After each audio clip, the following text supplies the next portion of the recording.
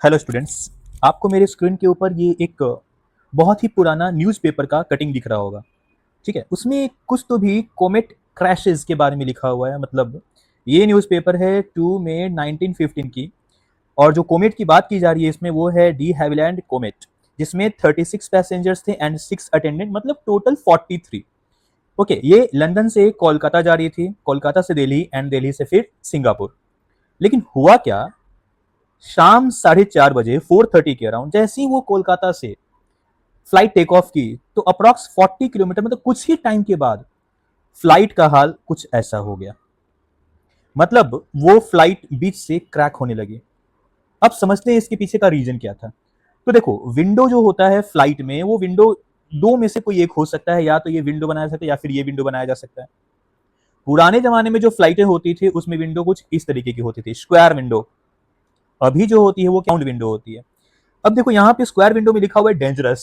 क्यों है डेंजरस, इसको समझते हैं। ठीक है, चलो देखो क्या है कि जब हम लोग नीचे रहते हैं, मतलब फ्लाइट जब नीचे रहती है और हम लोग फ्लाइट के अंदर जाते हैं, तो एक प्रेशर मेंटेन रहता है बाहर का एंड अंदर का। मतलब उसको एटमोस्फेरिक प्रेशर बोल सकते हैं। 1.013 10.5 पास्कल होता है। अब जैसी फ्लाइट ऊपर चली गई, चले गए तो बाहर का प्रेशर कम हो गया है, लेकिन अंदर का प्रेशर मेंटेन करना पड़ेगा ताकि पैसेंजर्स को, ट्रैवलर्स को प्रॉब्लम ना हो।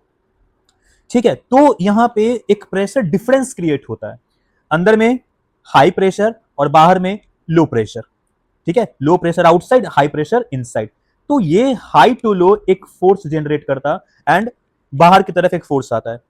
अब ये difference create huge outward force on the window, क्योंकि विंडो, अब अगर यही स्क्वायर विंडो रहा जिसमें शार्प कॉर्नर्स होते हैं, वो एक हाई स्ट्रेस क्रिएट करेगा।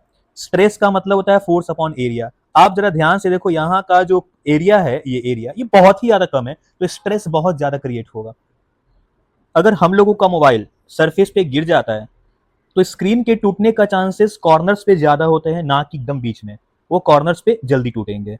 यही रीजन के कारण ये इस कॉर्नर पे भी क्रैक्स आने के चांसेस बहुत ज्यादा रहते हैं। लेकिन अगर राउंड विंडो रहा तो कोई शार्प कॉर्नर्स नहीं है, स्ट्रेस डिस्ट्रीब्यूटेड इवनली है। चार उसके हर एक पॉइंट पे स्ट्रेस इवनली सर्कुलेट किया जाता है, डिस्ट्रीब्यूट कर दिया जाता है। तो यहां पे हाई स्ट्रेस बनता है, यहां पे लो स्ट्रेस।